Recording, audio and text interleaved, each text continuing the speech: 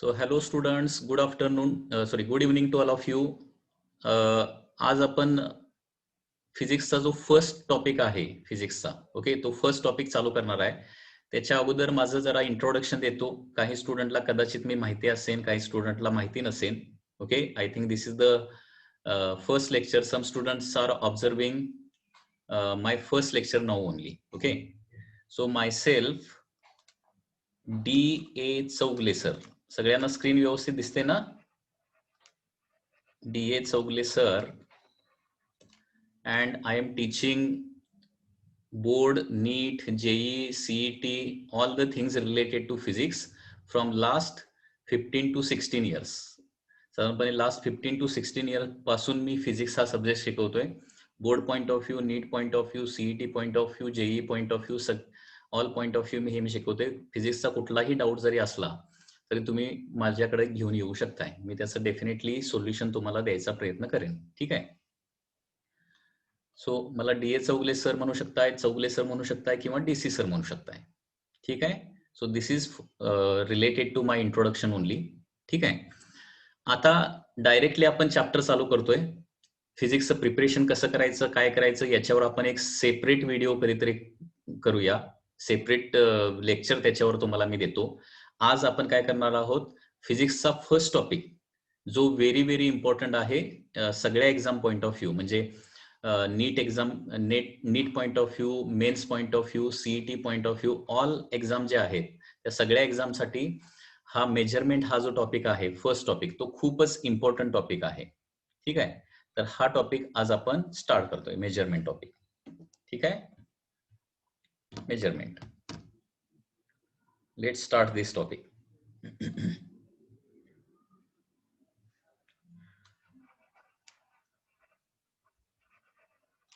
Measurement. Okay. हा, तर measurement topic start करत असताना सुरुवातीला आपल्याला फिजिकल क्वांटिटी म्हणजे काय, कारण फिजिक्समध्ये large number of physical quantities are there. Okay, तर फिजिकल क्वांटिटी म्हणजे काय ते आपल्याला सुरुवातीला बघावं लागेल. Okay, so let's see first of all what do you mean by the physical quantity. Physical quantity. So measurement या टॉपिक मध्ये फर्स्ट वर्ड जो येतो that is related to the physical quantity. Okay, आता हे फिजिकल क्वांटिटी म्हणजे काय असतं, तर anything related to object which can be measured is called as physical quantity. Okay, so definition बघा काय आहे. Anything related to object, anything related to object which can be measured,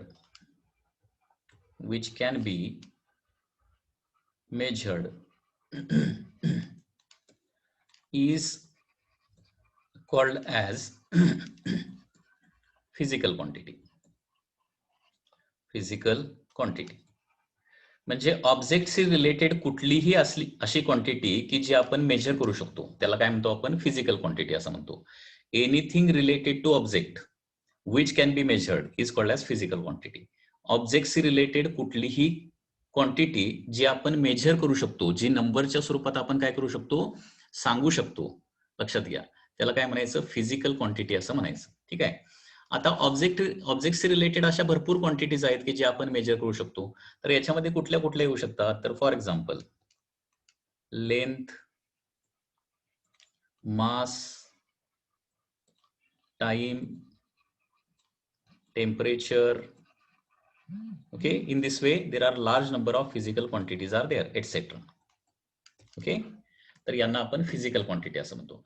ऑब्जेक्टशी related जे major करता येऊ शकतं त्याला काय म्हणायचं, फिजिकल क्वांटिटी म्हणायचं. ठीक आहे.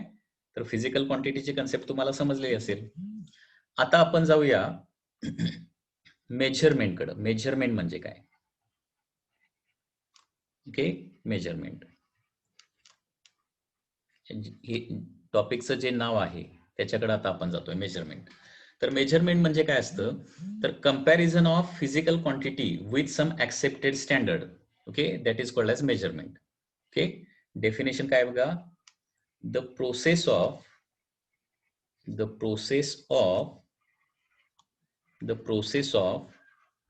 comparing physical quantity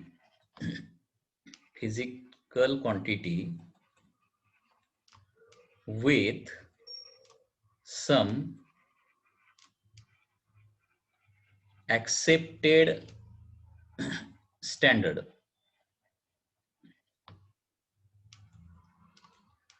is called as measurement.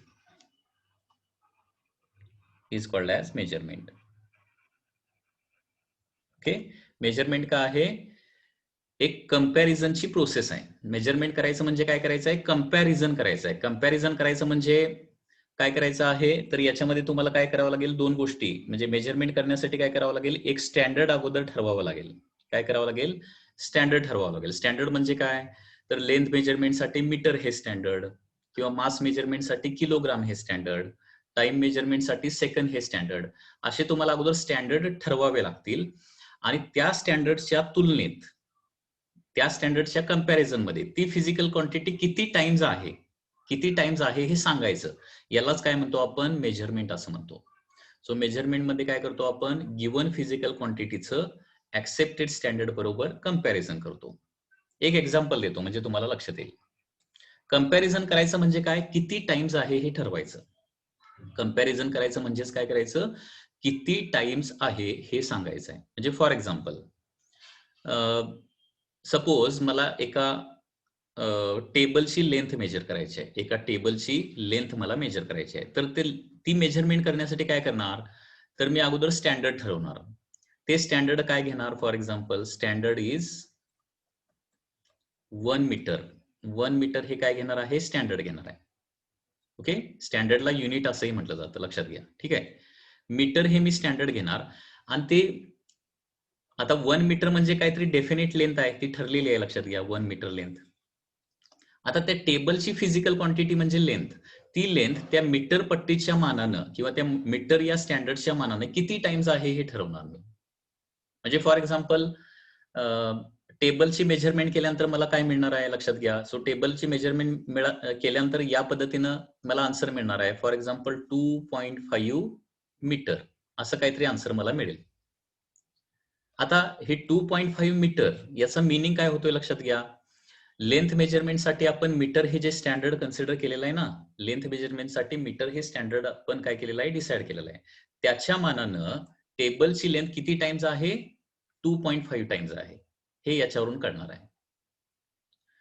म्हणजे मेजरमेंट करायचं म्हणजे थोडक्यात काय करायचं, एक स्टँडर्ड ठरवायचं आणि त्या स्टँडर्डच्या तुलनेत ती फिजिकल क्वांटिटी किती टाइम्स आहे, 1 टाइम्स आहे का 2 टाइम्स आहे का हाफ टाइम्स आहे हे ठरवायचं. ही जी प्रोसेस आहे ना, याला काय म्हटलं जातं, मेजरमेंट असं म्हटलं जातं. आणि म्हणून मेजरमेंटची पुन्हा एकदा डेफिनेशन काय बघा, the process of comparing physical quantity with some accepted standard is called as measurement.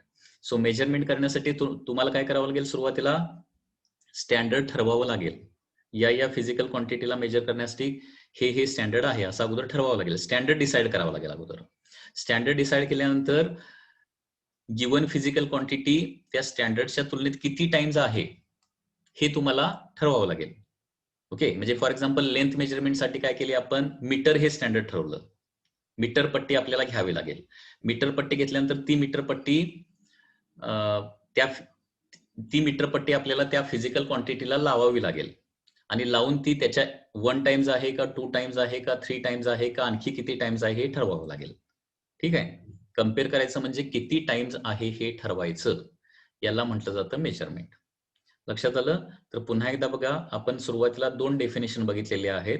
पहिली डेफिनेशन आहे फिजिकल क्वांटिटी. फिजिकल क्वांटिटी म्हणजे काय, anything related to object which can be measured is called as physical quantity. ऑब्जेक्टशी related कुठलीही गोष्ट जी आपण measure करू शकतो, ओके, त्याला फिजिकल क्वांटिटी असं म्हणायचं. फिजिक्समध्ये जवळपास 200-300 फिजिकल क्वांटिटीज आहेत. जसं फिजिक्स हा सब्जेक्ट पुढे जाईल तसं तुम्हाला डिफरंट फिजिकल क्वांटिटी स्टडी करायला मिळतील. ठीक आहे. मेजरमेंट, आता मेजरमेंट म्हणजे काय करायचं असतं, कंपॅरिझन करायचं असतं. कुणाबरोबर कंपॅरिझन करायचं असतं, दिलेल्या फिजिकल क्वांटिटीचं ऍक्सेप्टेड स्टँडर्ड बरोबर कंपॅरिझन करायचं. ठीक आहे. म्हणजे मेजरमेंट करण्यासाठी सगळ्यात अगोदर तुम्हाला काय करावं लागेल, स्टँडर्ड ठरवावा लागेल. म्हणजे लेंथ मेजरमेंटसाठी मीटर हा स्टँडर्ड, किंवा मास मेजरमेंटसाठी किलोग्राम हा स्टँडर्ड. ओके, या पद्धतीने एक स्टँडर्ड ठरवावं लागेल आणि त्या स्टँडर्डच्या तुलनेत ती फिजिकल क्वांटिटी किती आहे हे ठरवायचं, हे कंपॅरिझन करायचं. याला काय म्हणतो आपण, मेजरमेंट असं म्हणतो. आणि म्हणून डेफिनेशन बघा, the process of comparing physical quantity with some accepted standard is called as measurement. ठीक आहे. आता मेजरमेंटचं आउटपुट काय येणार हे नेहमी लक्षात ठेवा. Output of measurement is, output of measurement is,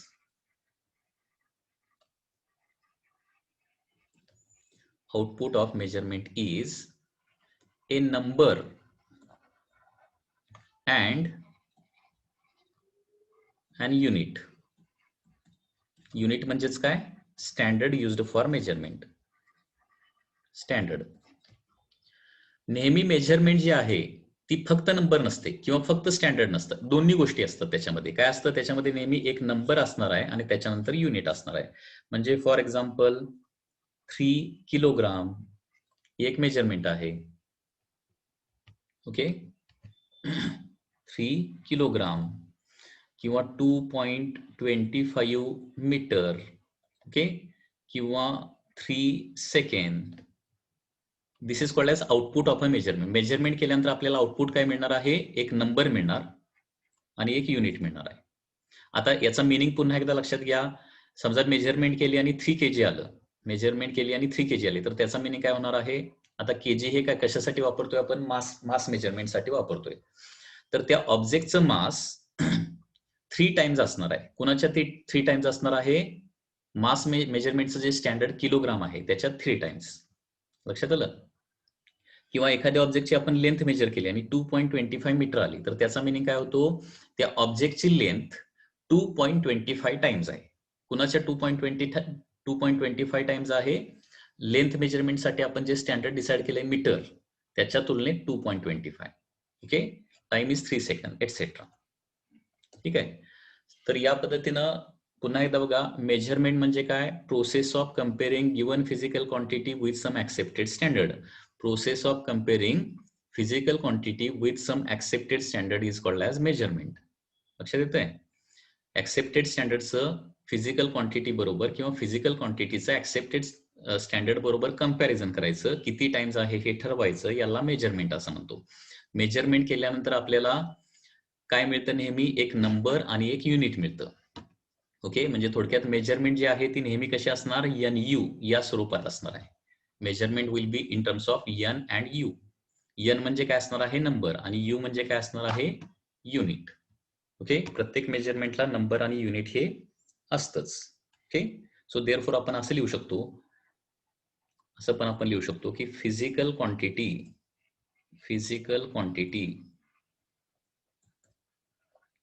is equal to NU. Measurement केल्यानंतर या पद्धतीने मिळणार आहे. That physical quantity is equal to NU. N म्हणजे एक नंबर असणार आहे आणि U म्हणजे काय असणार आहे, युनिट असणार आहे. ओके, N म्हणजे नंबर किंवा त्याला अनेक वेळा मॅग्निट्यूड असंही म्हटलं जातं. आता लक्षात घ्या, इथं एक महत्वाची गोष्ट आहे आणि त्याच्यावर एक MCQ देखील येऊ शकतो. आता एखाद्या फिजिकल क्वांटिटीची मेजरमेंट केली तर आपल्याला काय मिळतं, एक नंबर आणि एक युनिट मिळतं. आता युनिट जर चेंज झाला तर नंबर काय होईल किंवा मॅग्निट्यूड काय होईल, चेंज होणार. लक्षात येते ना. कारण एकाच फिजिकल क्वांटिटीसाठी तुम्हाला माहिती असेल, एकाच फिजिकल क्वांटिटीला मेजर करण्यासाठी डिफरंट युनिट आपण वापरू शकतो. फॉर एक्झाम्पल लेंथ मेजरमेंटसाठी मीटर पण युनिट असू शकतं, किलोमीटर पण युनिट असू शकतं, सेंटीमीटर पण युनिट असू शकतं, अँगस्ट्रॉम देखील युनिट असू शकतं. फिजिक्समध्ये एकाच फिजिकल क्वांटिटीला मेजर करायला डिफरंट युनिट्स आहेत.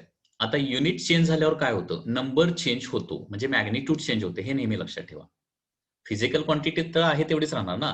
आता फॉर एक्झाम्पल एखाद्या ऑब्जेक्टचं मास 5 किलोग्राम, तर हे किलोग्राम मध्ये 5 झालं, परंतु ग्रॅम मध्ये काहीतरी वेगळी व्हॅल्यू येणार आहे. टन मध्ये काढली तर वेगळी व्हॅल्यू येणार आहे, कारण किलोग्रॅम हे मास मेजरमेंटचं एक युनिट झालं, ग्रॅम हे दुसरं युनिट झालं, किंवा टन हे तिसरं युनिट झालं. आता इथं महत्वाची गोष्ट काय बघा, समजा मी एक क्वेश्चन असा विचारला की फिजिकल क्वांटिटी मेजर करण्यासाठी वापरलं गेलेलं युनिट वाढवलं तर मॅग्निट्यूड काय होईल किंवा नंबर काय होईल, ही एक महत्वाची गोष्ट आहे. याच्यावर एमसीक्यू येऊ शकतो, लक्षात घ्या. Okay, while measuring a physical quantity, if unit larger unit is used, unit increase करायचं म्हणजे काय, लार्जर युनिट वापरलं तर तिथं त्याच्याबरोबर युनिट बरोबर जो नंबर असतो ना त्या फिजिकल क्वांटिटीचा, तो नंबर मोठा होईल का छोटा होईल. That is a very important question. Chat section मध्ये तुमचा आन्सर तुम्ही लिहू शकताय. Correct, Prathamesh Jadhav, you are correct. लक्षात घ्या, युनिट जर मोठं केलं ना तर नंबर काय होतो, नेहमी छोटा होतो. आणि त्याच्यामुळे हा जो फॉर्म्युला आहे ना मेजरमेंटसाठी, हा खूप महत्वाचा आहे. लक्षात घ्या, फिजिकल क्वांटिटी नेहमी तीच राहते, फिजिकल क्वांटिटी चेंज होणार नाहीये, परंतु युनिट चेंज झालं तर मात्र काय होतो, त्याचे मॅग्निट्यूड म्हणजे त्याच्याबरोबर असणारा नंबर मात्र काय होतो, चेंज होतो. म्हणजे आपण असं लिहू शकतो, N U is always a constant. हे नेहमी लक्षात ठेवा, मेजरमेंटशी रिलेटेड ही एक महत्वाची गोष्ट आहे. N into U is always a constant, म्हणजेच n1 इज इक्वल टू काय लिहू शकतो, n2 लिहू शकतो. याचं एक तुम्हाला एक्झाम्पल देतो म्हणजे तुम्हाला आणखी क्लिअरली समजेल. एक्झाम्पल देतो याचं तुम्हाला. तर मेजरमेंट मध्ये नेहमी लक्षात ठेवा, दोन गोष्टी असतात, नंबर आणि युनिट असतं. ओके, आणि NU हा एक कॉन्स्टंट असतो, number into unit is always a constant. Okay, त्याच्यामुळे n1 is equal to n2 आता फॉर एक्झाम्पल हे बघा, समजा मी असं विचारलं, 100 centimetre is equal to how much, okay, millimetre. बघा, हे सोडवायचं आहे आपल्याला, कारण फिजिक्समध्ये कन्व्हर्जन तर प्रत्येक न्यूमेरिकल प्रॉब्लेम मध्ये अनेक वेळा कन्व्हर्जन करावं लागतं तुम्हाला. तर कन्व्हर्जनसाठी ही स्टेप खूप महत्वाची आहे, लक्षात घ्या. 100 सेंटीमीटर म्हणजे किती मिलीमीटर, ओके, हे आपल्याला समजा काढायचं आहे. असं कुठलंही एक्झाम्पल असू शकतं, 100 सेंटीमीटर म्हणजे किती किलोमीटर वगैरे, असं काही येऊ शकतं, लक्षात घ्या. तर हे कसं सोडवायचं, n1 इज इक्वल टू काय करायचं, n2 या पद्धतीनं सोडवायचं आहे. आता n1 म्हणजे काय, पहिल्या युनिट बरोबर असणारी व्हॅल्यू. ओके, U1 म्हणजे काय, पहिलं युनिट. ठीक आहे, N2 म्हणजे दुसऱ्या युनिट बरोबर येणारी व्हॅल्यू काढायची आहे. युनिट चेंज केल्यावर व्हॅल्यू चेंज होणार ना, तर ती व्हॅल्यू काढायची, N2 काढायची आहे. आणि दुसरं युनिट काय आहे, MM आहे. मग आता मला N2 पाहिजे आहे ना, N2 पाहिजे आहे, मग मिलीमीटरला काय करणार, मी LHS ला घेणार. LHS ला गेल्यावर काय होणार आहे, 100 सेंटीमीटर डिवायडेड बाय मिलीमीटर होणार. ओके, मिलीमीटर राईट हँड साईडचं लेफ्ट हँड साईडला आलेलं आहे, तर मिलीमीटर झालं. आता सेंटीमीटर डिवायडेड बाय मिलीमीटर, तर लक्षात घ्या 1 सेंटीमीटर म्हणजे काय असतं, 10 मिलीमीटर असतं, माहिती आहे ना. हे बघा, 100 सेंटीमीटर म्हणजे काय लिहितो मी, 10 मिलीमीटर लिहितो. कारण 1 सेंटीमीटर तुम्हाला माहिती असेल, 1 सेंटीमीटर म्हणजे काय असतं, 10 मिलीमीटर असतं. खाली millimetre as it is. Okay, N2. आता काय होणार, हे मिलीमीटर मिलीमीटर कॅन्सल होणार आणि 100 इंटू 10 म्हणजे किती येणार आहे, 1000 येणार. 1000 इज इक्वल टू N2. म्हणजे याचा मिनिंग काय झाला, 100 सेंटीमीटर इज इक्वल टू काय असतं, 1000 मिलीमीटर. आणि याच्यावरून तुम्हाला एक गोष्ट लक्षात येईल, म्हणजे हे एक सिंपल, व्हेरी सिंपल कॅल्क्युलेशन झालं. असं कुठलंही कॉम्प्लिकेटेड युनिट असलं तरी देखील आपण हा फॉर्म्युला वापरून इझिली कन्व्हर्जन करू शकतो. आणखी काही एक्झाम्पल आपण बघणार आहोत कन्व्हर्जनचे. ओके, पण त्याच्या अगोदर इथं लक्ष द्या, सेंटीमीटर हे थोडंसं मोठं युनिट आहे आणि मिलीमीटर हे काय आहे, त्याच्यापेक्षा छोटं युनिट आहे, बरोबर आहे ना. दोन्ही लेंथ मेजरमेंटचे युनिट आहेत. सेंटीमीटर पण लेंथ मेजरमेंटसाठी वापरतो, मिलीमीटर पण लेंथ मेजरमेंटसाठी वापरतो. सेंटीमीटर थोडंसं मोठं युनिट आहे आणि मिलीमीटर काय आहे, थोडंसं छोटं युनिट आहे. आता त्याच्याबरोबरचे नंबर बघा, नंबर, युनिट मोठा आहे ना तर तिथं 100 आहे आणि युनिट जिथं छोटा आहे ना तिथं काय आहे, थोडासा मोठा नंबर आहे. म्हणजे युनिट मोठं झालं की त्याच्याबरोबर असणारा नंबर काय होतो, छोटा होतो. हे लक्षात ठेवायचं, एक महत्वाची गोष्ट आहे. सो पुन्हा एकदा सांगतोय, आउटपुट ऑफ मेजरमेंट काय असणार आहे, नंबर अँड अ युनिट असणार आहे. नंबरला अनेक वेळा मॅग्निट्यूड हा वर्ड वापरला जातो, हे लक्षात ठेवा. मॅग्निट्यूड अँड युनिट हे मेजरमेंटचा आउटपुट असणार आहे आणि मॅग्निट्यूड इंटू युनिट हे मेजरमेंट मध्ये नेहमी काय असतं, कॉन्स्टंट असतं. So NU is equal to always constant, therefore N1U1 is always equal to N2U2. आणि याच्यावरून काय लक्षात येतं आपल्याला, जेवढं युनिट लार्जर आपण वापरू तेवढा नंबर काय होणार, त्याच्याबरोबर असणारे मॅग्निट्यूड काय होणार आहे, कमी कमी कमी होत जाते. इथं आपण एक्झाम्पल बघितलं की 100 सेंटीमीटर म्हणजे काय येतं 1000 मिलीमीटर येतं. 100 सेंटीमीटर म्हणजे 1000 मिलीमीटर. म्हणजे युनिट आपण छोटं केलं, नंबर मोठा झाला.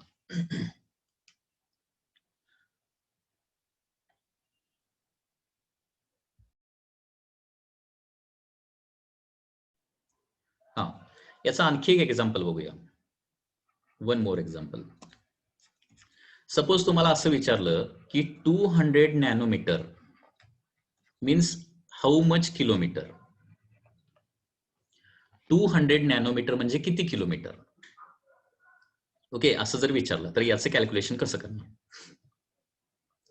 आता बघा, एका युनिटचं दुसऱ्या युनिटमध्ये कन्व्हर्जन होणार आहे.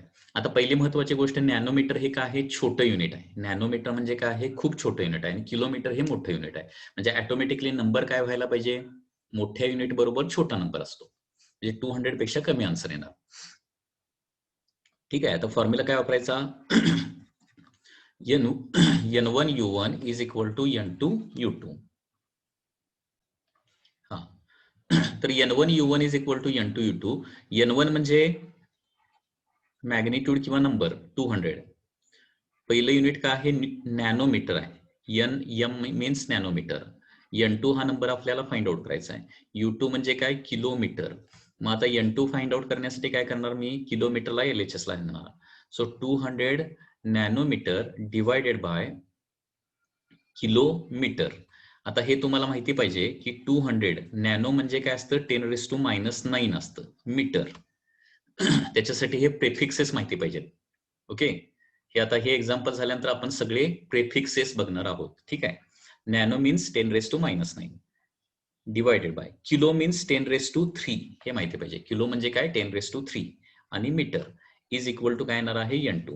आता काय होणार बघा, सेम युनिट असेल तर काय करू शकतो? कॅन्सल आउट करू शकतो. Metre metre get cancel.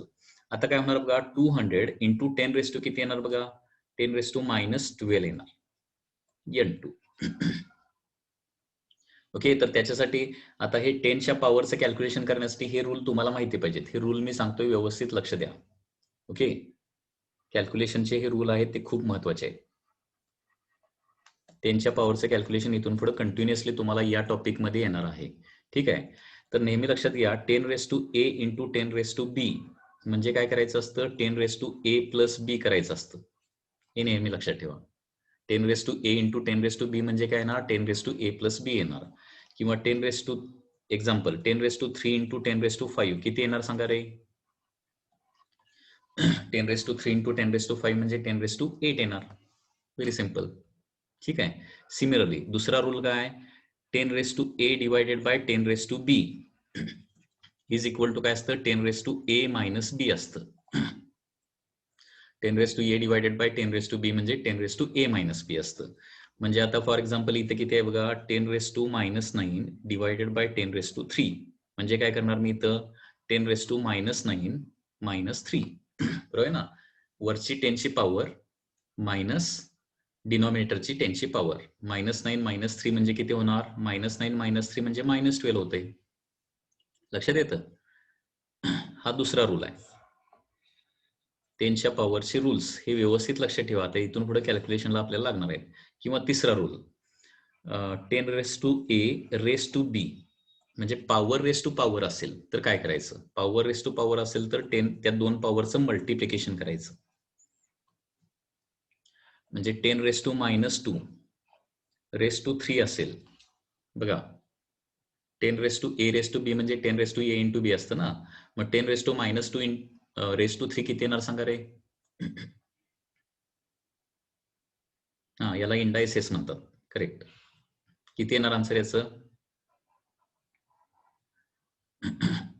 10⁻², दोघांचं मल्टिप्लिकेशन -2 इंटू 3.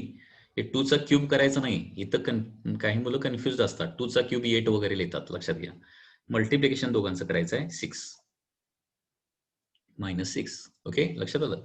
तर हे इंडायसेसचे रूल जे आहेत, हे 3 रूल व्यवस्थित लक्षात ठेवा, कारण हे आपल्याला फिजिक्सच्या न्यूमेरिकलमध्ये रिपीटेडली लागणार आहे. 10⁻A इंटू 10⁻B म्हणजे 10च्या पॉवरचं मल्टिप्लिकेशन असेल तर काय करायचं? पॉवरचं ऍडिशन करायचं. Okay, 10⁻A divided by 10⁻B असेल तर काय करायचं? डिव्हिजन असेल तर पॉवरचं काय करायचं? सबट्रॅक्शन करायचं. आणि पॉवर रेस टू पॉवर असेल तर त्या 2 पॉवरचं काय करायचं, मल्टिप्लिकेशन करायचं आहे. आणि त्याच्यामुळे आता बघा इथं आपला आन्सर काय येणार आहे, 200 नॅनोमीटर म्हणजे किती येणार आहे किलोमीटर, 200 इंटू 10⁻⁻12 किलोमीटर येतं. हे कन्व्हर्जन्स रिलेटेड खूप महत्वाचं एक्झाम्पल आहे. ओके, आणखी एक एक्झाम्पल बघूया. हे एक्झाम्पल, या एक्झाम्पल सोडवायला तुम्हाला मी वेळ देणार आहे. किती जण सोडवू शकतात बघूया. जस्ट सपोज असं सांगितलं की 450 nanometre means how much angstrom. थोडंसं वेगळा क्वेश्चन आहे, काही लोकच सोडवू शकतील. बघूया कोण सोडवतंय. 400 नॅनोमीटर म्हणजे किती अँगस्ट्रॉम, असा क्वेश्चन आहे. ट्राय. हा, आता एक गोष्ट लक्षात घ्या की 450 नॅनोमीटर म्हणजे किती अँगस्ट्रॉम आपल्याला काढायचं आहे. नॅनोमीटर हे अँगस्ट्रॉमच्या मानानं थोडंसं मोठं युनिट आहे, कारण नॅनो म्हणजे किती असतं, 10⁻⁹ मीटर असतं. नॅनोमीटर मोठं आहे अँगस्ट्रॉमच्या मानानं. मग युनिट मोठा असेल तर नंबर काय असणार, छोटा असणार ना. मोठ्या युनिट बरोबर छोटा नंबर. मग छोट्या युनिट बरोबर काय यायला पाहिजे, इथं थोडासा मोठा नंबर यायला पाहिजे. ठीक आहे, म्हणजे 450 पेक्षा जास्त आन्सर येणार, हे डेफिनेट आहे. ओके, आता हे कॅल्क्युलेशन करून बघूया. फॉर्म्युला आपला काय आहे, N1 U1 is equal to N2 U2.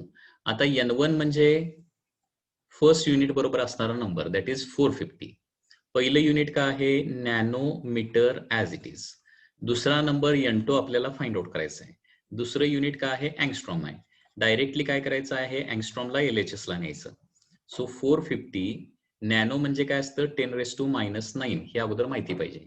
Nano means 10⁻⁹ metre as it is लिहितो. आणि अँगस्ट्रॉम जे आहे ते LHS ला येणार आणि डिवाइड होणार. ठीक आहे, तर 450 इंटू 10⁻⁹ मीटर डिवायडेड बाय, मी तुम्हाला सांगितलंय की अँगस्ट्रॉम म्हणजे किती लिहायचं, 10⁻⁻10 मीटर लिहायचं, इज इक्वल टू N2. आता बघा मीटर मीटर कॅन्सल, आता परत 10च्या पॉवरचं कॅल्क्युलेशन आलं, म्हणून हे रूल महत्वाचे आहे, 10च्या पॉवरचा इंडायसेस रूल. ओके, तर 450 इंटू किती येणार सांगा रे आता, 10 टू द पॉवर किती येणार, 10 टू द पॉवर. मी काय सांगितलं इथं रूल काय आहे, 10⁻A डिवायडेड बाय 10⁻B जर असेल तर काय करायचं असतं, 10⁻A - B करायचं असतं. बरोबर, A - B. मग आता बघा 10 इथं काय आहे, 10⁻⁹ डिवायडेड बाय 10⁻⁻10 आहे, म्हणजे किती होणार आहे, 10⁻⁹ मायनस मायनस प्लस 10 होणार ना. -9 मधून -10 करायचं आहे, म्हणजे -9 + 10 म्हणजे 10⁻1 येणार आहे. बरोबर, आणि 10⁻1 म्हणजे 10 न मल्टिप्लाय केलं तर किती येणार आहे, 4500 येणार N2 ची व्हॅल्यू. किती येणार, 4500. So congratulations those who have solved this question. Okay, so 4500 he value येणार आहे, म्हणजे थोडक्यात 450 नॅनोमीटर म्हणजे 4500 अँगस्ट्रॉम असतं. लक्षात आलं. आता हे नॅनो, अँगस्ट्रॉम वगैरे जे प्रेफिक्सेस आपल्याला लागणार आहेत ना, ते प्रेफिक्सेस काय काय आहेत एकदा बघूया, म्हणजे तुम्हाला पुढचे प्रॉब्लेम सॉल्व्ह होतील. कारण लक्षात घ्या, नॅनोमीटर मध्ये मीटर हे युनिट आहे, परंतु नॅनो हे काय आहे, ते युनिट मोठं किंवा छोटं करण्यासाठी वापरलं जाणारं प्रेफिक्स आहे. प्रेफिक्स लक्षात घ्या, म्हणजे नॅनो हे काही युनिट नाहीये, नॅनो हे प्रेफिक्स आहे आणि मीटर हे त्याच्यामध्ये युनिट आहे.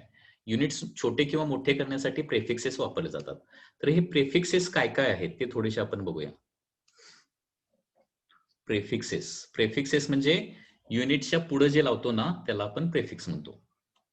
प्रेफिक्सेस, तर बघा प्रेफिक्सेस काय असतात. Prefixes are used to, prefixes are used to get multiple of the unit, get multiples or submultiples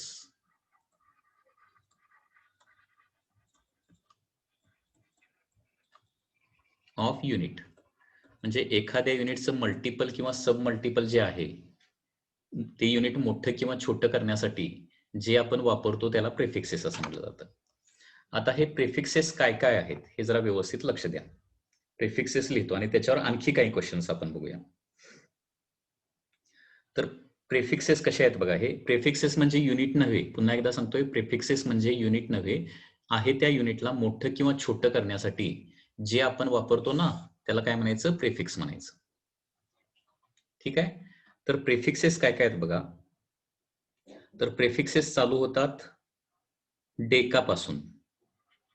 deca, त्याच्यानंतर आहे हेक्टो.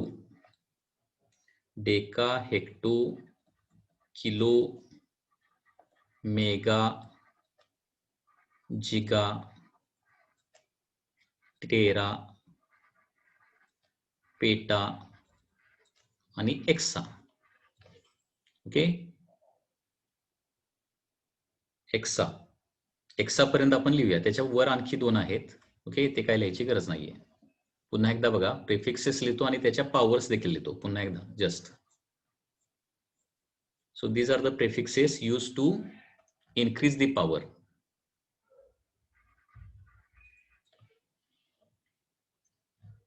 प्रिफिक्सेस पुन्हा एकदा बघा. डेका,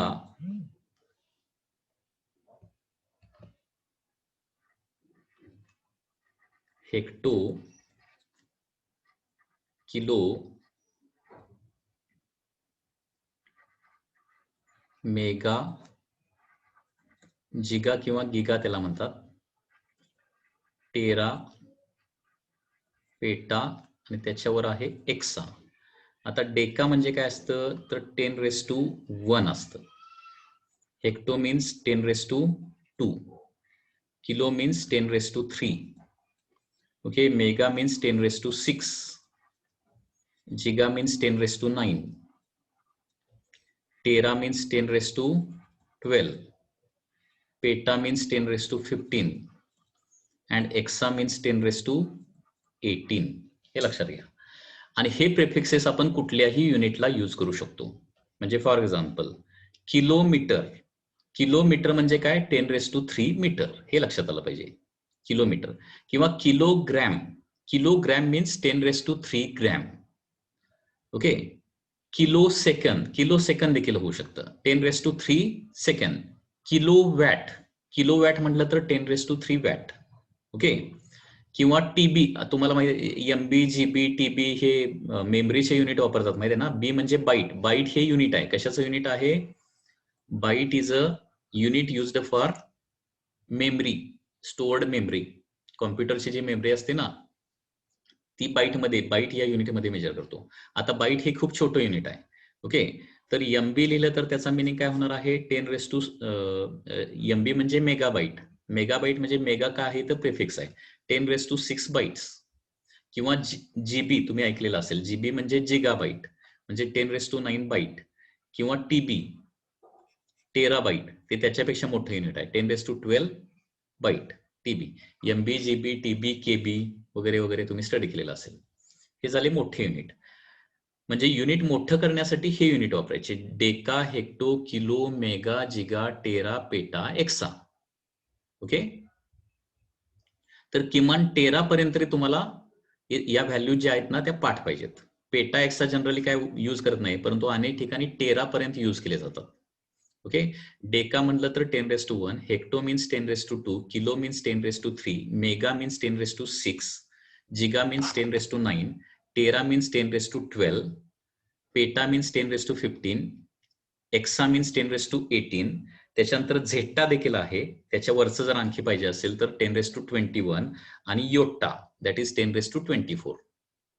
म्हणजे 10⁻24 पर्यंत आहे योट्टा, लक्षात घ्या. याच्या वरचे 2 पाहिजे असेल तर ते पण लिहितो. झेट्टा मीन्स 10⁻21 आणि योट्टा, योट्टा इज 10⁻24. ओके. ठीक आहे. आता हे झाले मोठे युनिट. तसे छोटे युनिट्स आपण बघूयात.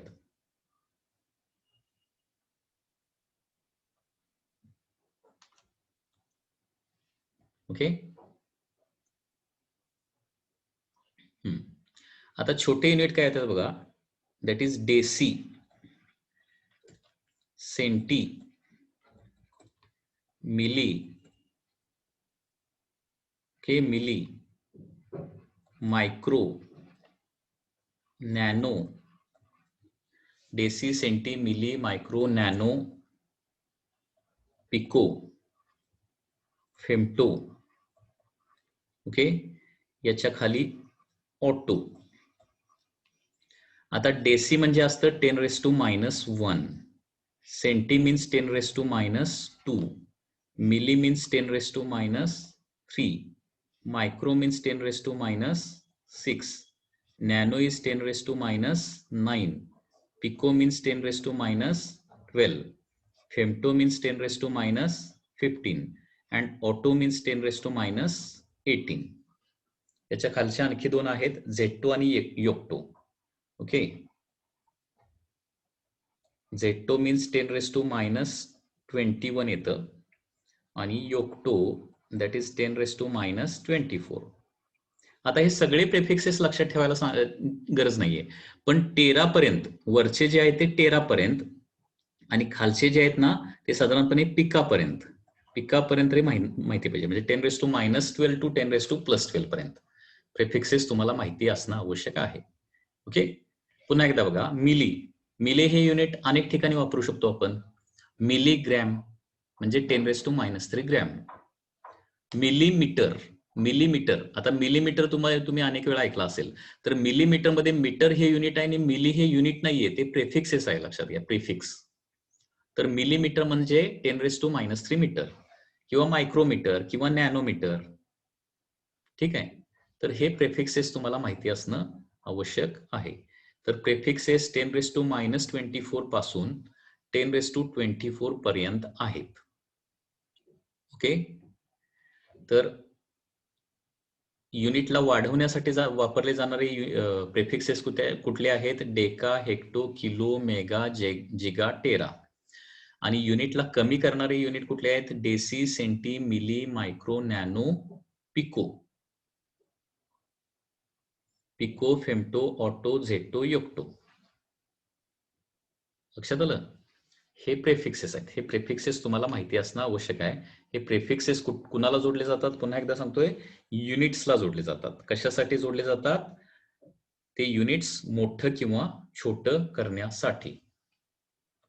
ओके, परत आता या प्रेफिक्सेस वरून पुन्हा एकदा क्वेश्चन बघूया आपण. ठीक आहे, समजा मी तुम्हाला असं सांगितलं की 23.65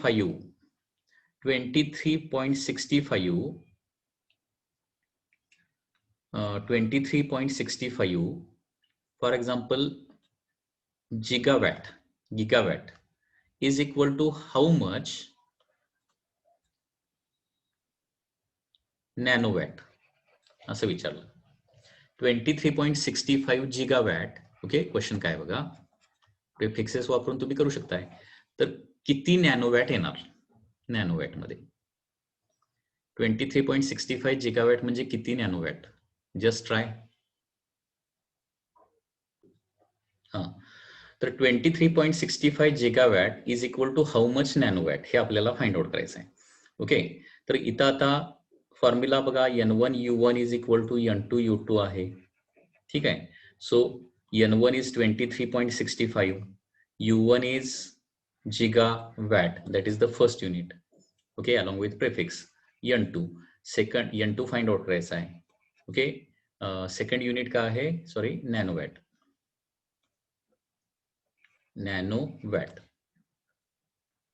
ठीक आहे, आता N2 मला पाहिजे, मग काय करणार मी? 23.65 जिगावॅट डिवायडेड बाय नॅनोवॅट, LHS ला आणतो, नॅनोवॅट. ठीक आहे, आता प्रेफिक्सेस व्यवस्थित ठेवायला पाहिजे तुम्हाला. 23.65 जिगा मीन्स 10⁻⁹ वॅट, बरोबर आहे ना? हे जिगावॅट आहे आणि हे नॅनो, तर ते तुम्हाला वर्डिंग मध्ये मी सांगितलेलं आहे. आता नॅनो मीन्स 10⁻⁹ वॅट. ठीक आहे, now watt and watt get cancel and therefore N2 is equal to 23.65. आता परत 10च्या पॉवरचं कॅल्क्युलेशन तुम्हाला सांगितलंय मी. 10⁻⁻⁴ डिवायडेड बाय 10⁻⁻⁴ असेल. डिव्हिजन असेल तर पॉवरचं काय करायचं, सबट्रॅक्शन करायचं. वरची पॉवर मायनस ती खालची पॉवर. सो 9 मायनस मायनस 9 होणार. वरची पॉवर किती आहे, 9 मायनस मायनस 9. 9 मायनस मायनस 9 म्हणजे 9 प्लस 9 होणार. म्हणजे किती होणार, 9 प्लस 9 18. अँड देअरफॉर मी तर लिहू शकतो की 23.65 gigawatt is equal to 23.65 into 10⁻18 nanowatt येणार. Okay. So any doubt in this case? काय डाऊट असला तर चॅट सेक्शन मध्ये जरा टाका. आता सगळ्यात महत्वाची गोष्ट, हे लेक्चर जे आहे ते तुम्हाला युट्यूबवर अवेलेबल असणार आहे. या लेक्चरचं रेकॉर्डिंग चालू आहे. त्याच्यामुळं ज्यांना कुठल्या कन्सेप्टमध्ये जर काय डाऊट असेल तर हे लेक्चर पुन्हा एकदा तुम्ही बघा. सध्या तर लाईव्ह लेक्चर चालू आहे, नंतर युट्यूबवर जाऊन जरा पुन्हा एकदा बघा. कारण फिजिक्स हा असा सब्जेक्ट आहे की जेवढं तुम्ही जास्त रिपिटेशन करणार तेवढं ते तुम्हाला इझी वाटायला लागेल. लक्षात येतं? तर चॅनलचं इथं नाव मी टाकतो, लक्षात घ्या. DAC physics. ओके. तर युट्यूब मध्ये जाऊन हे सर्च केला तुम्ही, DAC फिजिक्स, हे सर्च केल्यानंतर तुम्हाला हे युट्यूब चॅनल मिळेल. साधारणपणे याचे 650 to 700 videos physics related already 600 ते 700 व्हिडिओज अवेलेबल आहेत. ठीक आहे. तर मेजरमेंट या टॉपिकचं हे जे फर्स्ट लेक्चर आहे ते उद्या, मोस्टली आज अपलोड झालं तर झालं, नाहीतर उद्या अपलोड केल्यानंतर तुम्हाला हे बघायला मिळेल. कधीही ते तुम्ही रिपीटेडली बघू शकताय. हा तुम्हाला इथून पुढे नेहमी ऍडव्हान्टेज असणार आहे. Okay. DAC physics.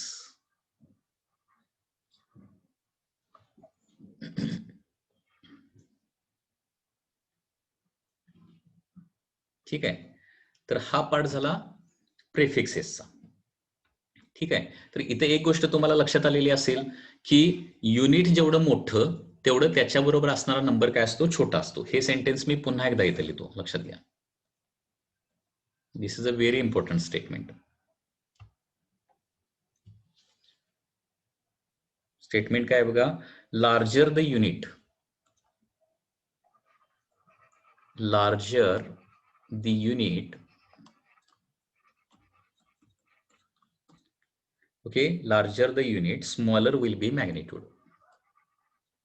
Smaller will be magnitude. Okay, larger the unit, smaller is the magnitude. Unit जेवढं मोठं तेवढं मॅग्निट्यूड छोटी, किंवा युनिट जेवढं छोटं मॅग्निट्यूड तेवढी मोठी. कारण जिगा हे खूप मोठं युनिट आहे, त्याच्यामुळे नंबर खूप छोटा आहे बघा. आणि नॅनो हे खूप छोटा आहे. मग छोट्या युनिट बरोबर नंबर काय यायला पाहिजे, खूप मोठा यायला पाहिजे. 10⁻18 म्हणजे खूप मोठा आहे, लक्षात घ्या. ठीक आहे. आता याच्यानंतर आपण बघणार आहे टाइप्स ऑफ फिजिकल क्वांटिटीज. बघा, आतापर्यंत काय बघितलं आपण, फिजिकल क्वांटिटी म्हणजे काय आणि मेजरमेंट म्हणजे काय बघितलं. फिजिकल क्वांटिटी म्हणजे काय, anything related to object which can be measured. ऑब्जेक्टशी रिलेटेड कुठलीही अशी गोष्ट जी आपण मेजर करू शकतो त्याला आपण फिजिकल क्वांटिटी म्हटलं. ठीक आहे. त्याच्यानंतर नेक्स्ट आहे दॅट इज मेजरमेंट. म्हणजे काय, मेजरमेंट मध्ये काय करतो आपण, युनिट ठरवतो, स्टँडर्ड ठरवतो, आणि त्या स्टँडर्ड बरोबर फिजिकल क्वांटिटीचं कंपॅरिझन करतो. आणि ही जी प्रोसेस आहे ना, the process of comparing given physical quantity with some accepted standard, त्याला आपण मेजरमेंट म्हणतो. मेजरमेंटच्या आउटपुटमध्ये काय मिळतं आपल्याला, मॅग्निट्यूड आणि युनिट मिळतं. म्हणजे नंबर अँड युनिट मिळणार आहे, लक्षात घ्या. आणि फिजिकल क्वांटिटी तर तीच राहणार, ती कधी चेंज होत नाही. त्याच्यामुळं NU हे काय असणार आहे, कॉन्स्टंट असणार आहे. म्हणजे N1 U1 is always equal to काय असतं, N2 U2 असतं. ओके. आणि हा जो फॉर्म्युला आहे ना, तो खूप इम्पॉर्टंट आहे, कारण याच्या साइन आपण आपल्याला एका युनिटचं दुसऱ्या युनिटमध्ये इझिली कन्व्हर्जन करता येतं. कुठलंही युनिट असू दे मग. ओके, कुठलंही युनिट असलं, कारण फिजिक्समध्ये न्यूमेरिकल सॉल्व्ह करत असताना युनिटचं कन्व्हर्जन तुम्हाला करता आलं पाहिजे, आणि त्याच्यासाठी इथून पुढे हा फॉर्म्युला लक्षात ठेवायचा. N1 U1 is equal to N2 U2. ठीक आहे. Next part that we are going to study is types of the physical quantities.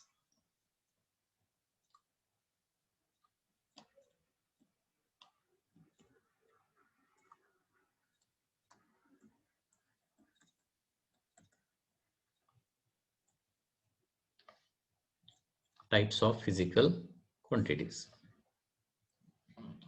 तर टाइप्स ऑफ फिजिकल क्वांटिटी मध्ये बेसिकली दोन टाइपच्या फिजिकल क्वांटिटी आहेत. First is the fundamental physical quantity, fundamental physical quantity, and second is derived physical quantity. Okay, so there are basically two types of physical quantities, fundamental physical quantity and derived physical quantity. आता या fundamental physical quantity काय आहे, derived physical quantity काय आहे, okay, ते कसं ओळखायचं हे आपण आता नेक्स्ट लेक्चरला बघणार आहोत. Okay, so this is all for today's lecture of the physics.